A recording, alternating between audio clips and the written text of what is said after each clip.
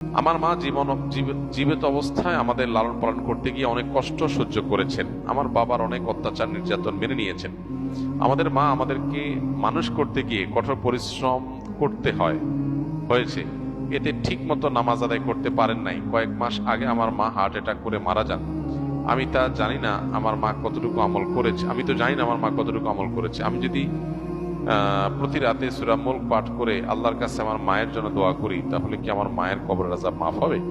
মৃত্যুর পর আমি আমার মাকে প্রায় স্বপ্নে দেখতে পাই। তিনি যে কয়েকবার স্বপ্নে দেখা দিয়েছেন, তাতে আমি হাসি খুশি মুখ দেখতে পাই। একটু বিস্তারিত জানাবেন। প্রথম কথা হলো ভাই, আমাদের প্রিয়জনরা যখন কেউ চলে যায় দুনিয়া থেকে, তখন তাদের জন্য আমরা আল্লাহর কাছে ইস্তেগফার করব, ক্ষমা প্রার্থনা করব। কারণ মা বাপ যদি মারা যায়, তাহলে সেক্ষেত্রে সন্তান হিসাবে মৃত্যুর পরও তাদের প্রতি বীর বা মা বাবা হিসাবে সদাচরণ করা, মা বাবার অনুগত থাকার কাজটা আমরা কিভাবে করব? নবীজি সাল্লাল্লাহু আলাইহি সাল্লামকে প্রশ্ন করা হয়েছিল, তিনি উত্তর দিয়েছেন যে এটার জন্য মা বাবা জীবদ্দশায় যাদেরকে স্নেহ করতেন তাদেরকে স্নেহ করা, যাদেরকে ভালোবাসতেন তাদেরকে ভালোবাসা। মা বাবা জীবদ্দশায় তার যে বন্ধু সার্কেল আছে তাদেরকে বাবা মার মতো শ্রদ্ধা করা এবং সেই সাথে তাদের সাথে সুসম্পর্ক বজায় রাখা, এই কাজগুলো করা। পাশাপাশি তাদের জন্য আল্লাহর কাছে দোয়া ইস্তেগফার করা, তাদের পক্ষ থেকে দান সাদেকা করা। মৃত ব্যক্তির জন্য জীবিতরা যা যা করতে পারে তার সবই আপনি আপনার মায়ের জন্য করতে পারেন।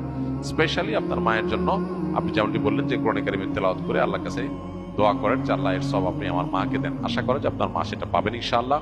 তাদের তরফ থেকে দান দক্ষিণা করা, এটা হলো সবচেয়ে কার্যকর। দোয়ার পরে সবচেয়ে কার্যকর কাজ হলো দান দক্ষিণা করা। ইনশাআল্লাহ আপনার মায়ের জন্য আপনার দোয়াকে আল্লাহ কবুল করবেন।